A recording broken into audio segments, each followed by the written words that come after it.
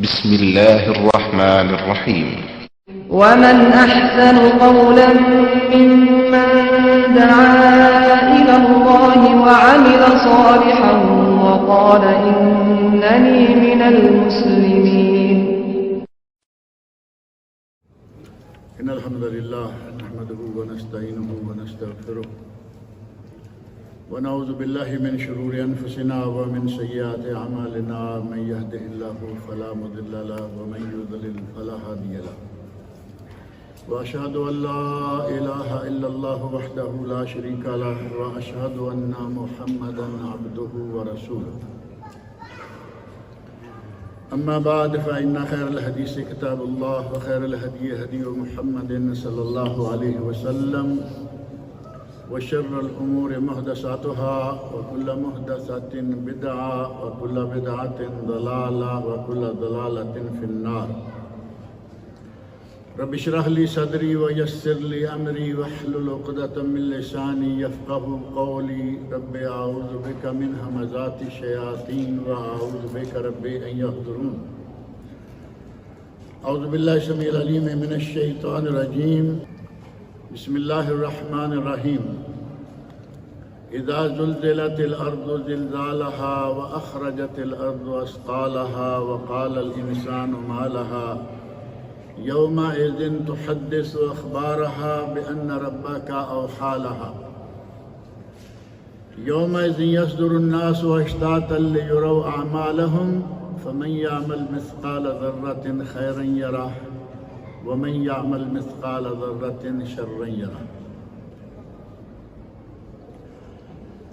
قرآن کریم کی 30ویں پارے کی یہ چھوٹی سی صورت ہے جو کہ ہم عموماً نمازوں میں سنتے رہتے ہیں اور اپنی نمازوں میں پڑھتے رہتے ہیں. اس صورت میں اللہ رب العزت نے قیامت کے دن جو زلزلہ برپا ہوگا اس کا تذکرہ فرمایا ہے، اور قیامت کے دن جو زلزلہ برپا ہوگا اس وقت کیا صورتحال بنے گی. ایک تو اللہ رب العزت نے ارشاد فرمایا وَأَخْرَجَتِ الْأَرْضُ أَثْقَالَهَا، زلزلہ اتنے زور سے آئے گا کہ زمین کے اندر جو کچھ ہے وہ زمین باہر اگل دے گی. ہر چیز جو کہ زمین کے اندر اس وقت پوشیدہ پنہاں ہے وہ ساری کی ساری باہر اگل دے گی. وَقَالَ الْإِنسَانُ مَا لَهَا، انسان اس وقت کہے گا کہ اس زمین کو کیا ہوا. يَوْمَئِذٍ تُحَدِّثُ أَخْبَارَهَا، اس دن زمین اپنی خبریں دے گی بِأَنَّ رَبَّكَ أَوْحَىٰ لَهَا، کہ اس کے رب نے اسے وحی کر دی. لوگ کس شکل میں ہو جائیں گے اس زلزلے کے نتیجہ میں صورتحال انسانوں کی کیا بنے گی. یومئذ یصدر الناس اشتاتا، لوگ بکھر جائیں گے جس طرح روشنی پر پروانے بکھرے گھومتے پھرتے ہیں، کوئی منزل نہیں، کوئی پتہ نہیں. اسی طرح لوگ جو ہیں وہ زمین پر بکھر جائیں گے. لِيُرَوْا أَعْمَالَهُمْ، تاکہ وہ اپنے اپنے اعمال کو دیکھیں. فَمَنْ يَعْمَلْ مِثْقَالَ ذَرَّةٍ خَيْرًا يَرَهُ، جس نے ذرہ برابر بھی خیر کا کام کیا ہوگا وہ دیکھ لے گا. وَمَنْ يَعْمَلْ مِثْقَالَ ذَرَّةٍ شَرًّا يَرَهُ، اور جس نے ذرہ برابر بھی شر اور برائی کی ہوگی وہ بھی دیکھ لے گا. یہ تو ہے 30ویں سپارے میں سورۃ زلزال. جبکہ سورۃ الحج کے شروع میں بھی اللہ رب العزت نے زلزلے کا ذکر کیا ہے. بسم اللہ الرحمن الرحیم. یا ایھا الناس اتقوا ربکم، اے لوگو اپنے رب سے ڈر جاؤ، اپنے رب کا تقوی اختیار کر لو.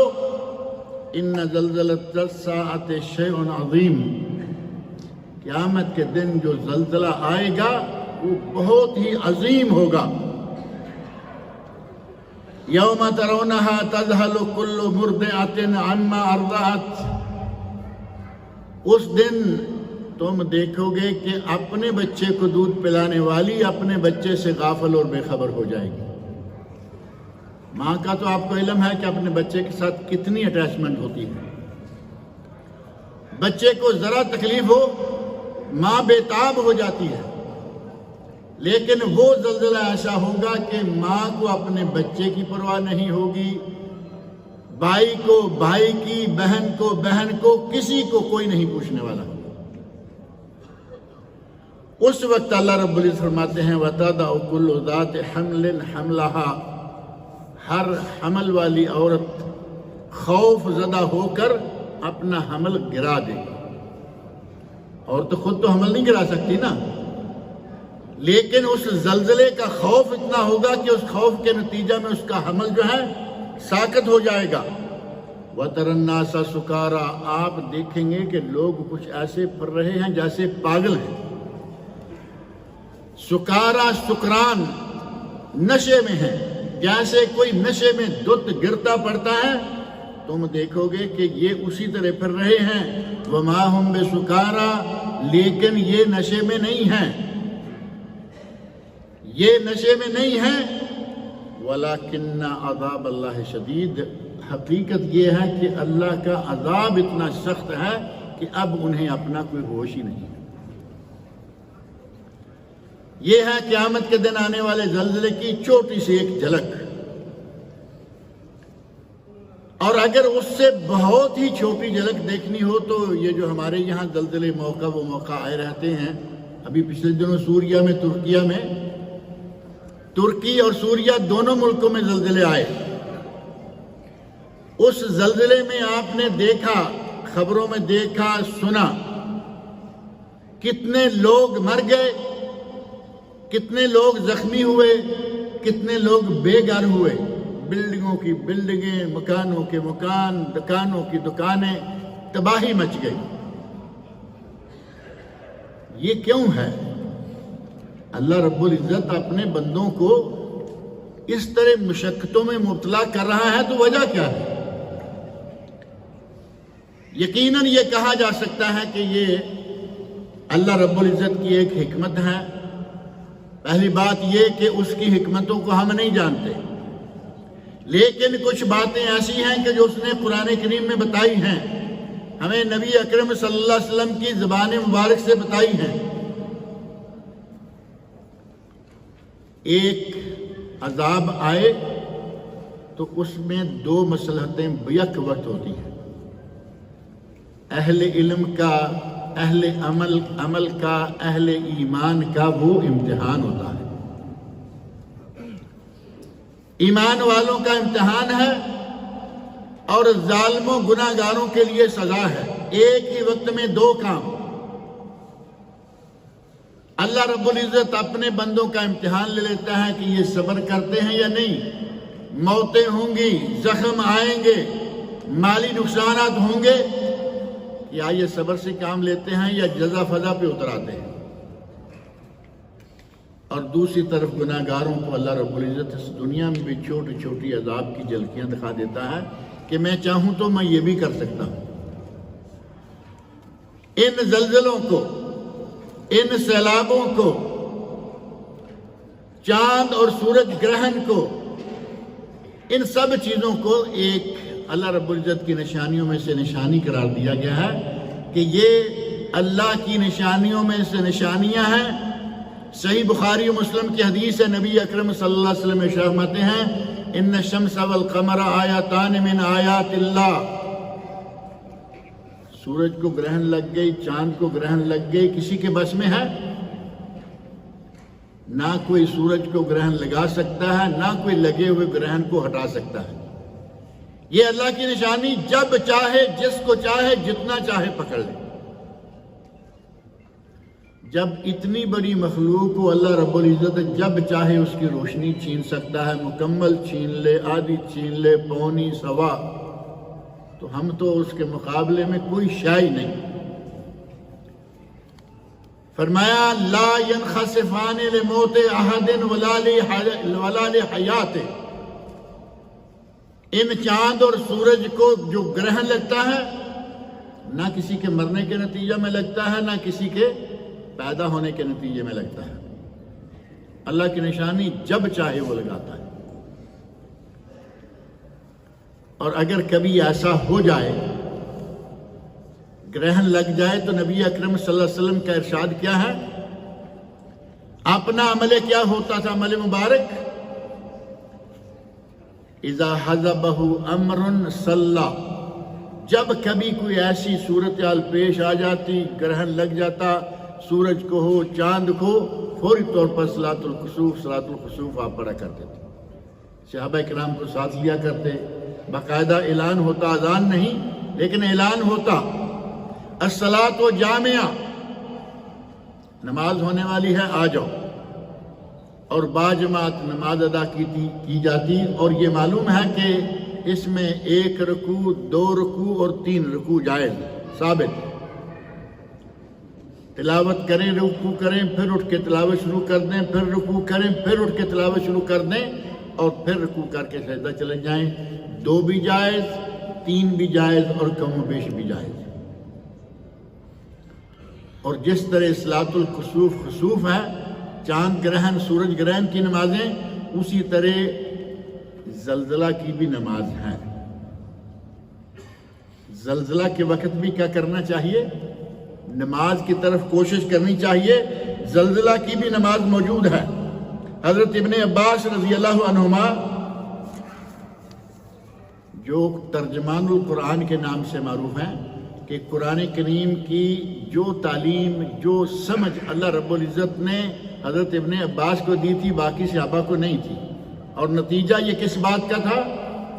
نبی اکرم صلی اللہ علیہ وسلم نے ان کے لیے دعا فرمائی تھی، اللہم علمہ الکتاب وفقہہ فی الدین، اے اللہ اس عبداللہ بن عباس کو اپنی کتاب کا علم دے اور دین کی فقاہت عطا کر۔ صحابہ اکرام میں سے بہترین مفسر حضرت ابن عباس۔ حضرت ابن عباس رضی اللہ عنہما سے صحیح سند کے ساتھ مروی ہے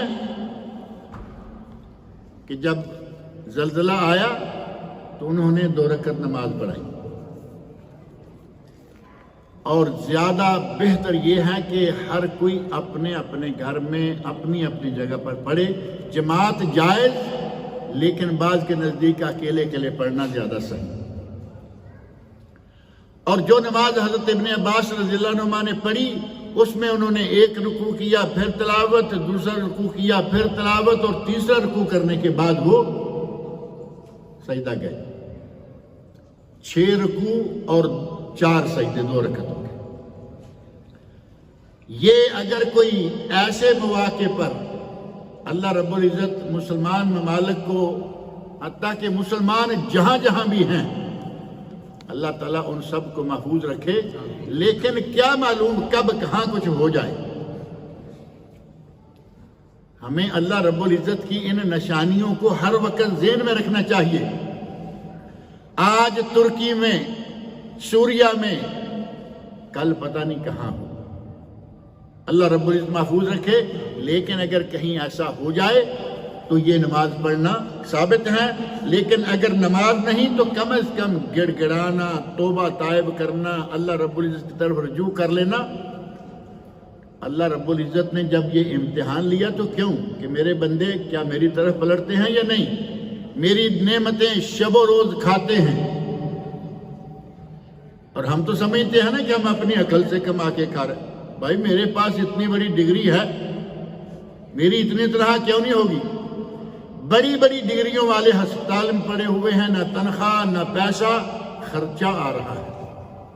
اللہ رب العزت کی یہ نعمت ہے کہ اس نے ڈگری بھی دی، صحت بھی دی، امن و امان سے رکھا ہوا ہے، کام بھی کر رہے ہیں۔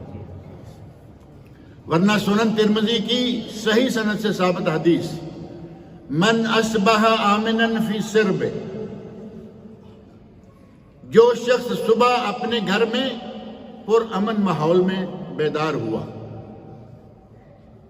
من اصبح آمنا فی سرب وعندہ قوت یوم معافا فی جسد، اس کے جسم میں کوئی بیماری نہیں، माहौल में कोई बदअमनी नहीं, उसके पास एक दिन का खाना मौजूद है। इंदहु कूतो यौम है। आप अंदाजा करें नबी पाक सल्लल्लाहु अलैहि वसल्लम का 3 चीजें, अमन हो, सेहत हो और उसके पास एक दिन का खाना हो। कअन्नमा हीज़त लहु दुनिया बेहज़ाफ़िरहा, फरमाया गोया के सारी दुनिया सिमट कर उसके घर में आ गई। अल्लाह रब्बुल इज़्ज़त की नेमतों का शुक्र करना चाहिए। हमारे पास सालों के नहीं नस्लों के खाने मौजूद होते हैं। हमारे मुसलमानों में अल्हम्दुलिल्लाह कितने ऐसे लोग हैं कि अपना काम छोड़ के आज बैठ जाएं, वो भी खाएंगे, उनकी कई नस्लें भी खाएंगी, पैसा खत्म नहीं होगा, लेकिन फिर भी परेशान हैं, पता नहीं ये प्रोजेक्ट मेरे हाथ में आता है या नहीं। कितना इंसान नाशुक्रा है। हालांकि अगर ये शुक्र करे अपनी इस पोजीशन पर, अल्लाह रब्बुल इज़्ज़त की इस नेमत पर, लाइन शकरतुम लाज़ीदन्नकुम, अल्लाह रब्बुल इज़्ज़त ने फरमाया कि अगर तुम शुक्र करो तो हम तुम्हारी इन नेमतों में इजाफा कर देंगे, नेमतों को बढ़ा देंगे। वाला इन कफरतुम, अगर कुफर करोगे, इनकार करोगे, इन्ना अज़ाबी लशदीद, तो फिर याद रखो कि मेरा अज़ाब बड़ा सख्त है। जमीन का हल जाना अज़ाब भी है, इम्तिहान भी है। समुंदर का अपनी हदूद से बाहर निकल आना आजमाइश भी है, अज़ाब भी है। कुछ अर्सा पहले सुनामी आया ना, वही समुंदर जो आज है, वही समुंदर जो पहले भी था,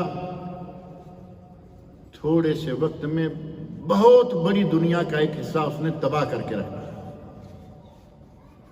अल्लाह रब्बुल इज़्ज़त आजमाना चाहे तो वो समुंदर से, आजमाना चाहे तो वो हवा के साथ, आंधी तूफान आंधा, वो आजमाना चाहे तो बारिश के साथ। बारिशें तबाहियां लाती हैं या नहीं? थोड़ी सी बारिश ज्यादा हो जाए तबाही मच जाती है। सैलाब आ गए, पिछले दिनों पाकिस्तान में, इंडिया में सैलाब थे, तबाही मची हुई थी। आज जिस तरह सूरिया में, तुर्किया में मकानात गिरे हैं, इसी तरह सैलाबों ने भी किया।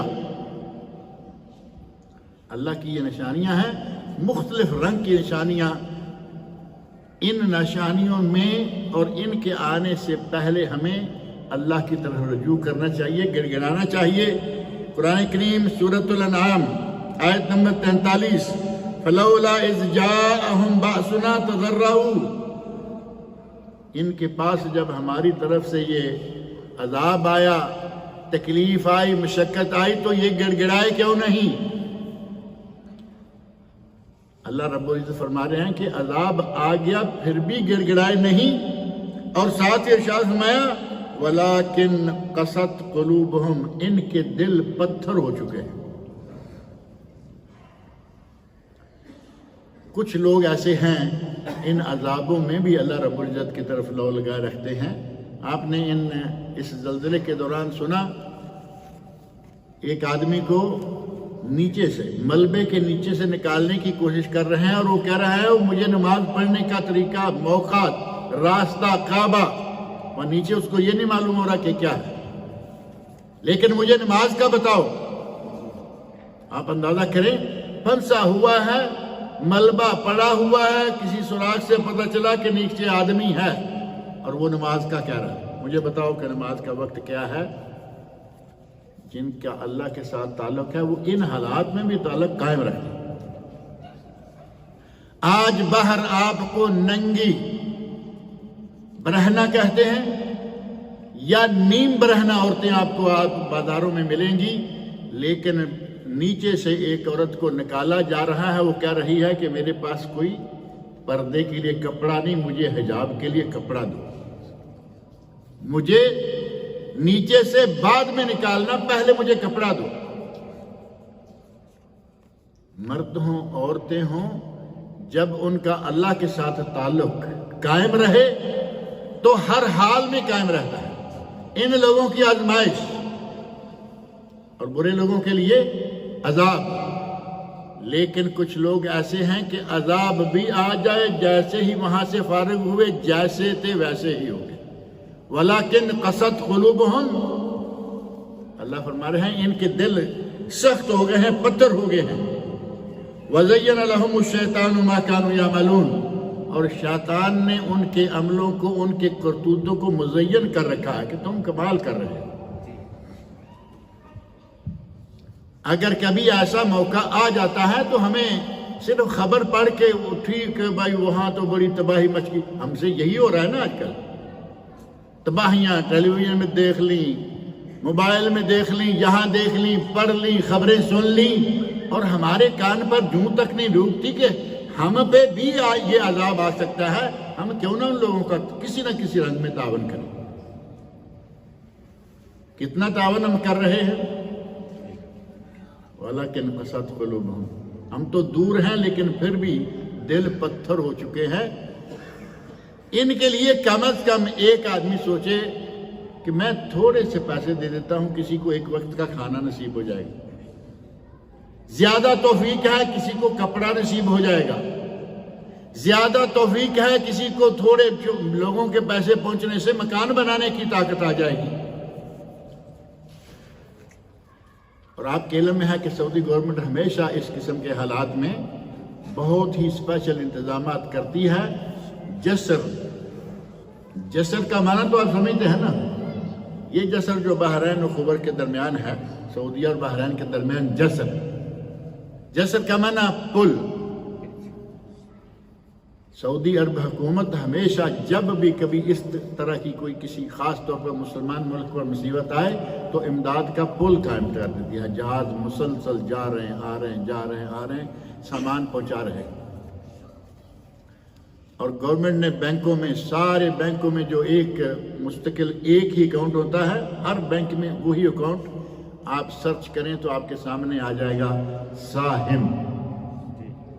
ساہم شارک، ڈونیشن کے لیے کنٹریبیوٹ، اپنا حصہ ڈال. اب وہاں آپ کون ہیں کوئی نہیں جانتا، آپ نے کیا ڈالا ہے کوئی نہیں جانتا، آپ نے ارب ملین ڈالے، آپ نے لاکھوں ڈالے، آپ نے 10 ریال ڈالے، کوئی نہیں جانتا. کھولو اپنے اکاؤنٹ سے. آج کل تو ہر کسی کے موبائل کے اندر ہی بینک موجود ہے یا نہیں؟ نہ کہیں جانا ہے نہ ہی کچھ کرنا ہے. شاپنگ ہم آن لائن اپنے موبائل سے چلتے پھرتے کرتے رہتے ہیں. ان فقراء اور مساکین کے لیے بھی کچھ کرو. اگر ان کے لیے کچھ کریں گے تو اللہ کہہ رہا ہے کہ یہ گویا کہ تم مجھے قرضہ دے رہے، اللہ کو قرضہ دے رہے ہیں اپنوں کو. اپنے ہیں نہیں، ہمارے مسلمان ہیں، اپنوں کو دے رہے ہیں. اللہ رب العزت اسے قرضہ شمار کر رہا ہے. اللہ رب العزت فرماتے ہیں وَإِن تُقْرِضُوا اللَّهَ قَرْضًا حَسَنًا يُضَاعِفُ لَكُمْ، اگر تم اللہ کو قرض حسنہ دو تو پھر اس کا بڑا چڑھا کے بدلہ دے گا. واللہ شکور حلیم، اللہ قدردان ہے، اللہ حلم والا بردبار ہے. اللہ بڑھا چڑھا کے کتنا دیتا ہے یہ بار بار یہاں بات ہوتی رہتی ہے کہ ایک ریال خرچو 10، ایک ہی ریال خرچو 70، اور ایک ہی ریال خرچ کرو 700. واللہ یضاعف لمن یشاء واللہ واسع علیم، اللہ جسے چاہے 700 سے بھی زیادہ دیتا ہے. وہ وسعتوں والا ہے، علم والا ہے. ہمیں چاہیے کہ اس قسم کے حالات آئیں تو فوری طور پر اللہ کی طرف رجوع کریں. حضرت عبداللہ بن مسعود رضی اللہ عنہ فرماتے ہیں کہ اللہ رب العزت تم پر ناراض ہے. کوفہ میں زلزلہ آ گیا حضرت ابن مسعود کے زمانہ میں، تو نے کہا یا ایھا الناس ان ربکم یستعتبکم، تمہارا رب تم پر عتاب، غصہ میں ہے. غصہ میں ہے تو اس نے یہ کیا ہے، فَآتَبُوهُ، تم اس کے غصے کو دور کرو، یعنی اس کی طرف رجوع کرو، پلٹو. تفسیر طبری میں امام ابن جریر طبری رحمہ اللہ نے ان سے یہ واقعہ نقل کیا ہے. اور اسی طرح حضرت عمر فاروق رضی اللہ عنہ کے عہد مبارک میں صحیح سند سے ثابت ہے کہ ان کے زمانے میں زلزلہ آ گیا.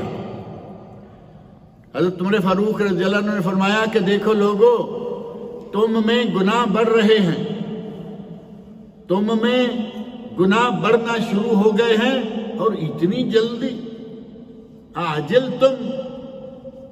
اتنی جلدی تم نے گناہ کا راستہ اختیار کر لیا. ابھی کل نبی صلی اللہ علیہ وسلم وفات پائے ہیں. یہ اشارہ کیا، اس کے بعد فرمایا کہ اگر آج کے بعد زلزلہ آیا تو میں تم میں سے نکل جاؤں گا. یہ کیوں کہا کہ اگر زلزلہ آیا؟ کیا بندے زلزلہ روک سکتے ہیں؟ بندے زلزلہ نہیں روک سکتے، لیکن اگر ہم گناہ چھوڑ دیں گے زلزلے نہیں آئیں گے. فرمایا کہ اگر تم نے گناہ نہ چھوڑے اور تمہارے گناہوں کے نتیجہ میں دوبارہ زلزلہ آ گیا تو میں مدینہ چھوڑ جاؤں گا، یعنی میں تم سے علیحدہ ہو جاؤں گا. کیسے کیسے لوگ گزرے ہیں کہ اس قسم کے عذابوں کے آنے کے ساتھ ہی وہ اپنے گریبان میں کچھ اس انداز سے جانتے تھے کہ ہماری وجہ سے آیا ہے اور اس وجہ کو آئندہ ہم مستقلاً دور کریں گے. اور صحابہ کرام اور اس زمانے میں تابعین بھی موجود تھے، انہوں نے سب نے اس بات کو قبول کیا کہ واقعہ ایسا ہو رہا ہے اور آئندہ ایسا نہیں ہوگا. زلزلہ آئے تو بھی ہمارے لیے خیر ہے. بعض لوگ تو سمجھتے ہیں ہر معاملے میں شر ہی شر ہے. زلزلہ آ گیا شر، بیماری آ گئی شر، سیلاب آ گیا شر. اللہ رب العزت نے ہمارے لیے ان سب چیزوں میں دو دو پہلو رکھے ہوئے ہیں. اور نبی اکرم صلی اللہ علیہ وسلم ارشاد فرماتے ہیں عجباً لامر المومن، عجباً لامر المومن، مجھے مومن کے معاملہ پر تعجب آتا ہے. اب نبی اکرم صلی اللہ علیہ وسلم فرما رہے ہیں عجباً لامر المومن امرہ کلہ خیر، اس کا ہر معاملہ خیر ہے. بیماری آئے تو خیر، شفا ملے تو خیر، اس کا ہر معاملہ خیر ہی خیر پر منتج ہوتا ہے. وَلَيْسَ ذَاكَ لِأَحَدٍ إِلَّا لِلْمُؤْمِنِ، اور یہ صرف مومن کے ساتھ ہے. کافر کو، ظالم کو، گناہگار کو، بدکار کو اگر بیماری آئے گی تو سزا ہے، لیکن مومن کو، اہل ایمان کو، دیندار کو یہ بیماری آئی تو اس کے لیے وہ بھی بہتر ہے. اور آگے نبی اکرم صلی اللہ علیہ وسلم ارشاد فرماتے ہیں ان اصابتہ سراء، اگر مومن کو تکلیف پہنچ جائے تو کیا کرتا ہے؟ فصبر، تو وہ صبر کرتا ہے. فہو خیر لہ، تو وہ اس کے لیے بہتر ہے. صبر کرے گا تو صبر کا نتیجہ جنت. وَإِنْ أَصَابَتْهُ، یہ ہے ان اصابتہ سراء، اگر اسے بہتری، خوش کن کوئی معاملہ پہنچتا ہے تو وہ اس پر اللہ کا شکر ادا کرتا ہے. فَإِنْ أَصَابَتْهُ السَّرَّاءَ شَكَرَ فَهُوَ خَيْرٌ لَهُ، اگر اچھا ہوا، نعمت ملی، دولت ملی، اللہ رب العزت کی طرف سے کوئی اچھائی آئی تو وہ شکرا، اللہ کا شکر ادا کرتا ہے. فَهُوَ خَيْرٌ لَهُ. وَإِنْ أَصَابَتْهُ ضَرَّاء، اگر کبھی تکلیف پہنچے فَصَبَرَ، تو وہ اس پر صبر کرتا ہے. فَهُوَ خَيْرٌ لَهُ، اور یہ بھی اس کے لیے بہتر ہے. گویا کہ اللہ رب العزت نے مومن کے لیے ہر معاملہ میں خیر رکھی ہوئی ہے. اور سورۃ الشورى آیت 30 میں اللہ رب العزت نے ارشاد فرمایا ہے وَمَا أَصَابَكُم مِّن مُّصِيبَةٍ فَبِمَا كَسَبَتْ أَيْدِيكُمْ، یہ جو مصیبتیں آتی ہیں، زلزلے آتے ہیں، سیلاب آتے ہیں، یہ تمہاری کرتوتوں کے نتیجہ میں آتے ہیں. بِمَا كَسَبَتْ أَيْدِيكُمْ، تمہارے اپنے ہاتھوں کی کمائی. وَيَعْفُو عَن كَثِيرٍ، اور اللہ رب العزت سارے گناہوں پر بھی نہیں پکڑتا، بلکہ بہت سارے گناہ تو وہ نظر انداز کرتا رہتا ہے، معاف کرتا رہتا ہے. یہ ہمارے گناہوں کے نتیجہ میں سب ہو رہا ہے. اور سورۃ الروم کی آیت 41 میں اللہ رب العزت کی ارشاد فرما رہے ہیں ظاہر الفساد فی البر والبحر بما کسبت ایدی الناس. ظاہر الفساد فی البر والبحر بما کسبت ایدی الناس، اس زمین پر اور سمندر میں. یہ سونامی جو ہے وہ سمندر سے نکل کے آیا نا. لانچ، کشتی، جہاز ڈوب جائے تو سمندر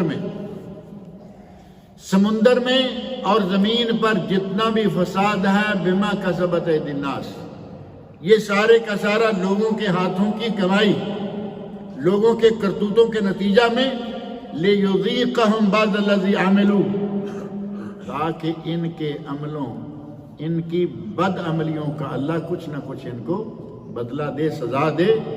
لعلہم یرجعون، تاکہ ہو سکتا ہے کہ یہ پلٹ آئے، ہو سکتا ہے کہ اس تکلیف کو دیکھ کر، اس عذاب کو دیکھ کر، اس نقصان کو دیکھ کر یہ اللہ کی طرف رجوع کر لے. اللہ رب العزت تو ہمیں موقع بموقع رجوع کرنے کے لیے کوئی نہ کوئی چیز، چھوٹی بڑی، گھر میں، مال میں، اولاد میں، عیال میں آزماتا ہے. وَلَنَبْلُوَنَّكُمْ بِشَيْءٍ مِّنَ الْخَوْفِ وَالْجُوعِ وَنَقْصٍ مِّنَ الْأَمْوَالِ وَالْأَنفُسِ وَالثَّمَرَاتِ وَبَشِّرِ الصَّابِرِينَ الَّذِينَ إِذَا أَصَابَتْهُم مُّصِيبَةٌ قَالُوا إِنَّا لِلَّهِ وَإِنَّا إِلَيْهِ رَاجِعُونَ. سر نہیں پیٹتے، بال نہیں نوچتے، سینہ کو بھی نہیں کرتے، کپڑے نہیں پھاڑتے، گریبان چاک نہیں کرتے، بلکہ کہتے ہیں اِنَّا لِلَّهِ وَإِنَّا إِلَيْهِ رَاجِعُونَ. ہم اللہ ہی کے ہیں، اسی سے ہمیں جو ملا اور ہم پلٹ کر اسی کی طرف جانے والے ہیں. اولئک علیہم صلوات من ربہم ورحمہ واولئک هم المہتدون. یہی ہیں جن پر اللہ رب العزت کی رحمتیں ہیں، اللہ رب العزت کی طرف سے ان کو عنایتیں ملتی ہیں اور یہی ہدایت والے ہیں. یہ باتیں صرف اس موقع کے لیے نہیں کہ آج یہ سیلاب آیا، آج یہ زلزلہ آیا، آج یہ کوئی اللہ رب العزت کی طرف سے عذاب آیا ہے، بلکہ جب کبھی بھی ایسا ہو ہمیں اللہ کی طرف رجوع کرنا چاہیے. اور یہاں ایک بات اور ذکر کر دوں کہ بعض لوگوں نے، سائنسدان کہتے ہیں، سائنسدانوں نے، ماہرین فلکیات نے مختلف چیزیں کہیں. جیسے آج کل یہ سلسلہ چلا ہوا ہے نا، کہیں گے کہ جس علاقے میں زمین کا سلسلہ جو ہے وہ بہت نرم ہو جائے اور نیچے غبار یا بخار، اس کا پریشر زوردار ہو جائے تو وہاں زلزلہ آ جاتا ہے. سائنسدانوں کا ایک اپنا تجزیہ ہے، اس سے کوئی انکار والی بات نہیں ہے، مان لیتے ہیں یہ بھی ہوگا. لیکن ہمیں قرآن کریم کو تو سامنے رکھنا ہوگا یا نہیں. قرآن کہہ رہا ہے کہ تمہارے کرتوتوں کے نتیجے میں ہم یہ کرتے ہیں. یہ صحیح ہے کہ یہ بھی ہم مان لیتے ہیں، ممکن ہے، لیکن زیادہ بات جو اللہ رب العزت نے فرمائی وہ صحیح ہے اور وہی صادق ہے، اور جو رسول اللہ صلی اللہ علیہ وسلم صادق و مصدوق نے فرمایا وہی اولا ہے. لیکن اس کو ماننے میں بھی کوئی انکار والی بات نہیں ہے، مان لیتے ہیں کہ ایسا بھی ہوتا ہوگا. اور جتنے بھی عذاب آتے ہیں، ہماری دنیا داری کے سائنسدان، ماہرین، یہ وہ کوئی نہ کوئی کہتے ہیں کہ اس وجہ سے یہ ہے صرف دنیاوی سوچ، یہ صرف دنیاوی سوچ. لیکن جب ہم دینی سوچ سوچیں گے، قرآن کریم کی طرف رجوع کریں گے، تو پھر پتہ چلے گا کہ یہ کیا کہہ رہے ہیں اور قرآن کریم اس حوالے سے ہمیں کیا بتا رہا ہے. اللہ رب العزت نے ہمیں اس سلسلہ میں بہت ساری نعمتوں سے نواز رکھا ہے. مان لیتے ہیں کہ زمین نرم ہوئی، بخار کا پریشر ہوا. آپ یہ اندازہ کریں کہ اللہ رب العزت نے ہمارے لیے زمین کو ٹھہرا رکھا ہے نا، ٹھہری ہوئی ہے. افلا ينظرون الى الابل كيف خلقت والى السماء كيف رفعت والى الارض كيف سطحت. کیا دیکھتے نہیں کہ اونٹ کو اللہ نے کیسے بنایا، آسمان کو اللہ نے بغیر ستونوں کے کیسے ٹھہرایا، اور کیا تم دیکھتے نہیں کہ اللہ رب العزت نے زمین کو کیسے بچھایا. زمین کو گول کہنے والوں کو میں چھوڑ دیتا ہوں. لوگ تو کہہ رہے ہیں نا گول، ٹیبل پہ وہ رکھا ہوا ہے، گھما دیا اور کہا کہ یہ ساری زمین میرے قبضے میں ہے، گول ہے. اللہ کیا فرما رہے ہیں؟ وَإِلَى الْأَرْضِ كَيْفَ سُطِحَتْ. ہم نے زمین کو کیسے سطح دار بنایا. کیوں؟ تاکہ اس پر لوگ رہ سکیں، جی سکیں۔ یہ ترکی اور شام، لوگوں کو پوچھو وہاں جو ہوا ہے، اگر کبھی کبھی ایسا تھوڑا تھوڑا ہوتا رہے، دنیا میں کچھ سکون رہے گا؟ ان علاقوں میں رہے گا؟ پہاڑ پھٹ جاتے ہیں۔ یہ مکان کا گرنا تو معمولی بات ہے، پچھلے سالوں میں جو پاکستان میں زلزلہ ہوا تھا، پہاڑ پھٹ گئے، لوہے کی طرح سخت پہاڑ، وہ پھٹ گئے، بلڈنگیں گر گئیں، اور یہ ہو گیا وہ ہو گیا، کریک اتنا زبردست۔ تو یہ ساری چیزیں جو ہیں، ان کو ہمیں چاہیے کہ اللہ رب العزت کا شکر ادا کریں کہ اس نے ہمارے لیے زمین کو مسطح بنایا ہوا ہے، اور زمین جو ہے وہ ہمارے اگر ہلنا شروع کر دے، نہ زراعت و باغبانی، زمین ایسی ہو جائے تو پانی کدھر گیا؟ ہمیں کھیت میں چاہیے، وہ کہیں اور جا رہا ہے۔ زمین ایسے ہو گئی تو کیا ہوگا؟ زمین ایسے رہے، مکان بنیں گے؟ دنیا میں سکون کے ساتھ انسان رہ نہیں سکے۔ یہ کبھی کبھی چھوٹا سا جھٹکا آتا ہے، چھوٹا سا جھٹکا، اور یہ جھٹکا کبھی کبھی تھوڑا زیادہ بھی ہوتا ہے، سب لوگ محسوس کرتے ہیں، لیکن بہت بڑے نقصانات اس طرح کے نہیں ہوتے، چھوٹا ہوتا ہے۔ حضرت عمر فاروق رضی اللہ عنہ کے زمانے کا جو زلزلہ ہے، اس کی کیفیت پتہ کیا ہوئی تھی؟ اس زلزلہ میں ایسے ہوا تھا کہ چارپائیاں ایک دوسرے کو ٹکرا گئی تھی، چارپائیاں ایک دوسرے سے ٹکرا گئی۔ گھر کے اندر جو مثال طور بیڈ ہیں، 2 کمرے میں چارپائیاں ہیں 2-3، تو یہ چارپائیاں ایک دوسرے کو آ کے لگ گئی تھی۔ اور وہ وقت تھا کہ مکان، یہ ہمارے جو آج کل پلازے ہیں نا،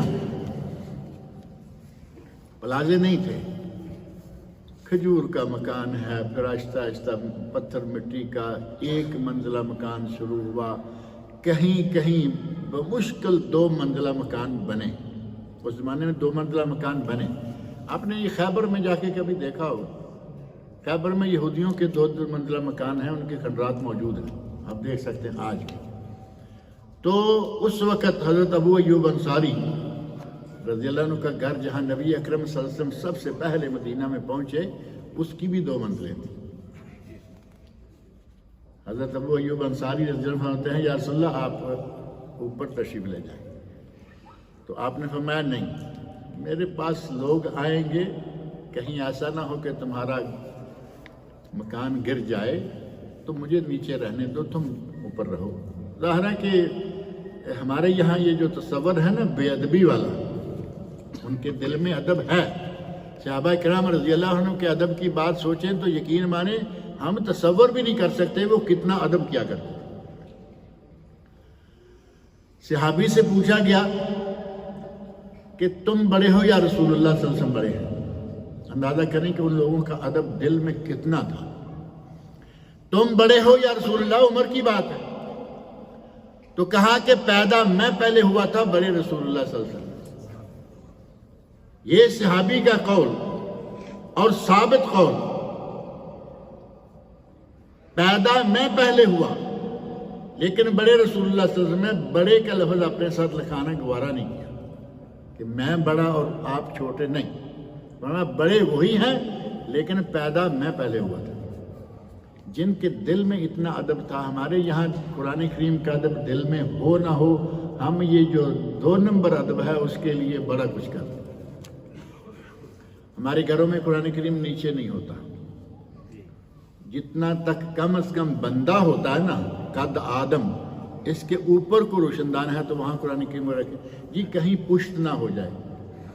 یہاں یہ جو ہمارے بھائی ٹیک لگا کے بیٹھے ہیں، ان کی پشتوں کے پیچھے قرآن کریم پڑا ہوا ہے، لیکن درمیان میں دیوار ہے، پیچھے پڑا ہے، کوئی بات نہیں۔ یہاں سے نکل کے جائیں گے، یہ سارے قرآن مجید پیچھے رہ جائیں گے، اور نیچے پڑے ہیں، یہاں اتنا اونچا ہے ہی کوئی نہیں، کیونکہ دل میں ادب اگر موجود ہے تو یہ باتیں جو ہے نا، یہ محض ظاہری ڈھکوسلے کہا جا سکتا ہے۔ صحابہ کرام رضی اللہ عنہ کے دلوں میں یہ بات بڑی گہرائی کے ساتھ موجود تھی، وہ نبی اکرم صلی اللہ علیہ وسلم کا بہت ادب کرتے تھے۔ غرض یہ کہ چھوٹے چھوٹے مکان تھے، چارپائیاں ایک دوسرے سے ٹکرا گئیں، لوگوں کے لیے ایک زلزلہ جو ہے اس نے اپنا آپ دکھا دیا۔ حضرت عمر فاروق رضی اللہ عنہ نے اس وقت یہ بات کہی۔ آج کے زلزلے تو ظاہر ہے کہ تھوڑا سا زلزلہ آتا ہے 5-10 منزلہ تو اب بہت معمولی ہو گئے نا، جو برج ہیں، برج فلاں، برج خلیفہ، برج کا لفظ پلازا، یہاں رہتے ہوئے برج کا لفظ میرا خیال آسانی سے سمجھ آ جاتا ہے، لیکن ہمارے ملکوں میں برج کچھ اور ہوتے ہیں۔ تو آج جتنے بڑے بڑے مکان ہیں، ان مکانوں کے اندر، فلیٹوں کے اندر، ان کے قرب و جوار میں رہنے والوں کو زیادہ اللہ کو یاد کرنا چاہیے۔ نہیں معلوم کب اللہ رب العزت تھوڑا سا جھٹکا دے تو یہ کتنے لوگوں کو لے جائیں گے۔ اللہ رب العزت مسلمان ملکوں کو اپنی حفظ و امان میں رکھے۔ اللہ رب العزت کی یہ نعمت ہے کہ اس نے زمین کو ہمارے لیے مربع مسطح بنا رکھا ہے۔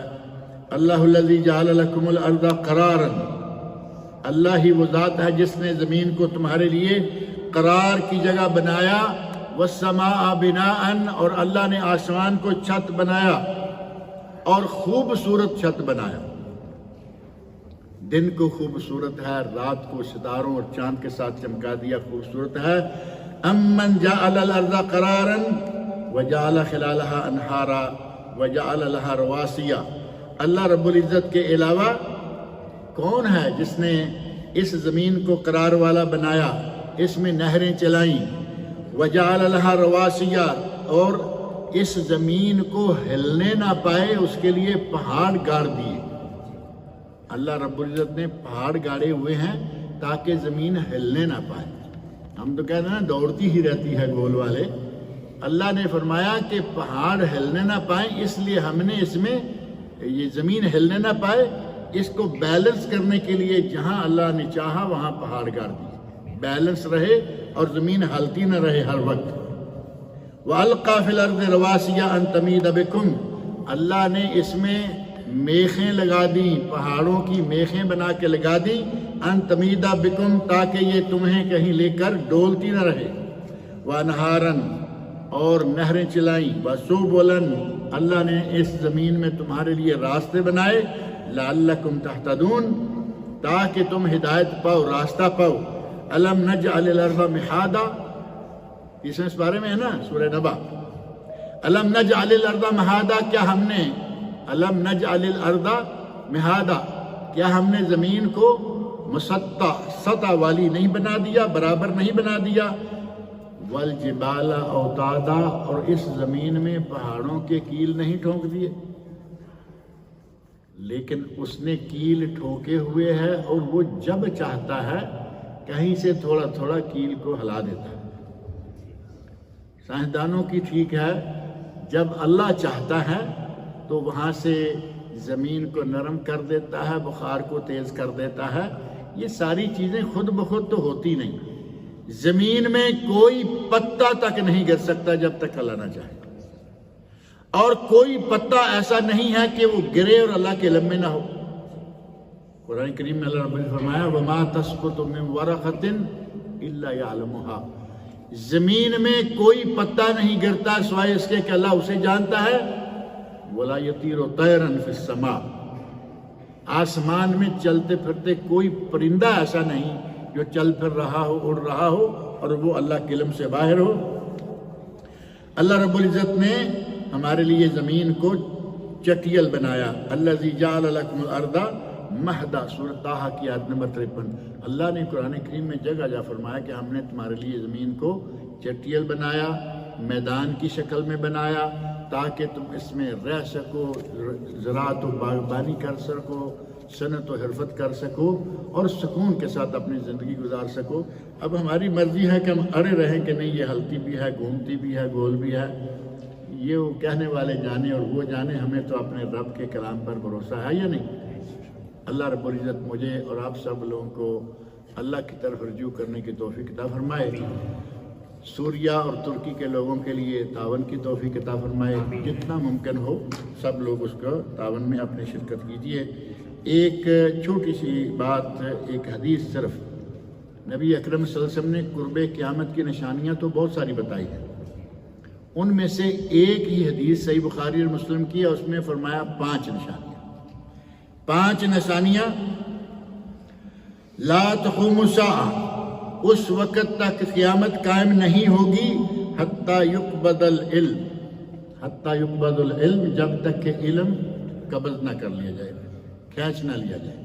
علماء کرام کے پاس سے علم ختم کر لیا جائے گا اور جاہل قسم کے لوگوں کو مفتی بنا دیا جائے گا۔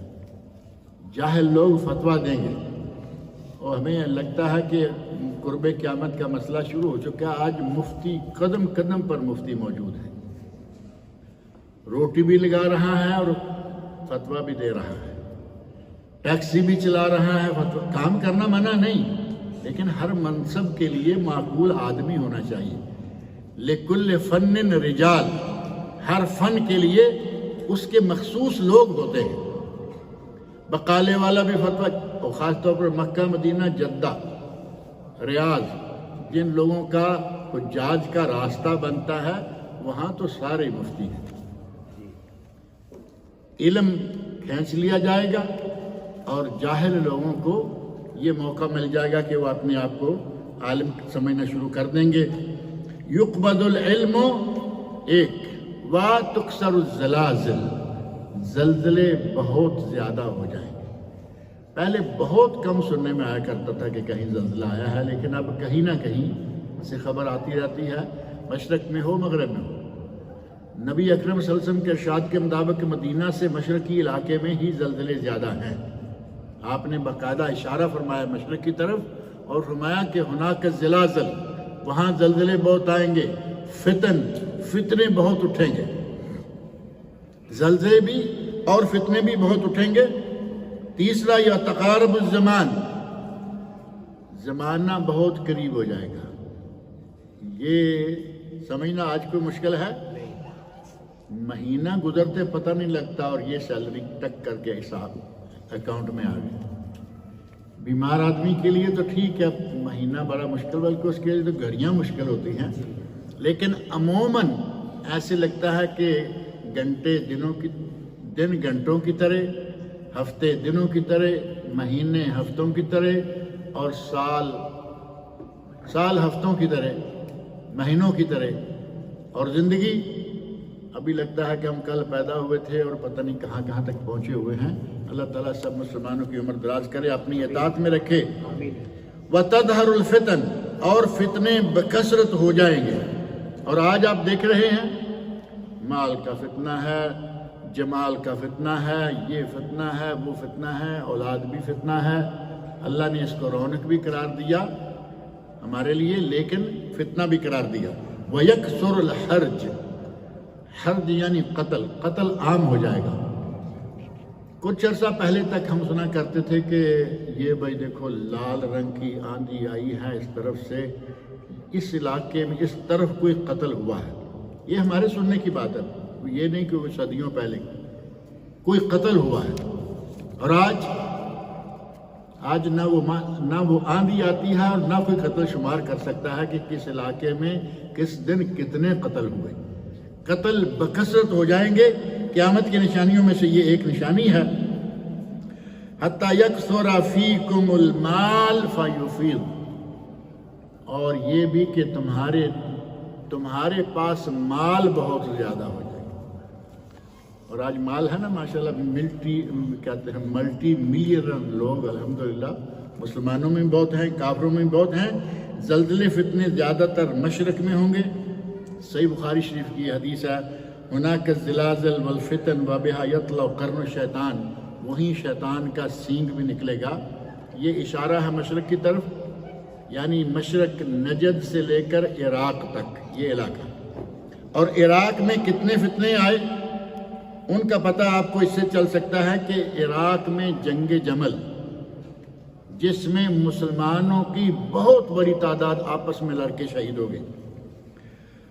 جنگ صفین، یہ جنگیں جو کہ حضرت عائشہ اور حضرت علی رضی اللہ عنہما کے مابین مسلمان فوجوں کے مابین ہوئیں۔ حورا، خروج الخوارج، یہ جو خوارج ہیں یہ بھی عراق سے نکلے، یعنی بہت بڑے بڑے فتنے اور بہت بڑی بڑی جنگیں مسلمانوں کی عراق میں ہوئیں۔ اسی لیے کہا گیا ہے کہ عراق جو ہے وہ فتنوں کی زمین ہے۔ اللہ رب العزت ہمیں ان فتنوں سے بھی محفوظ رکھے۔ آج طرح طرح کے بے شمار فتنے جو ہیں وہ نکلتے آ رہے ہیں۔ اللہ رب العزت مجھے اور آپ سب لوگوں کو نیک عمل کی توفیق عطا فرمائے۔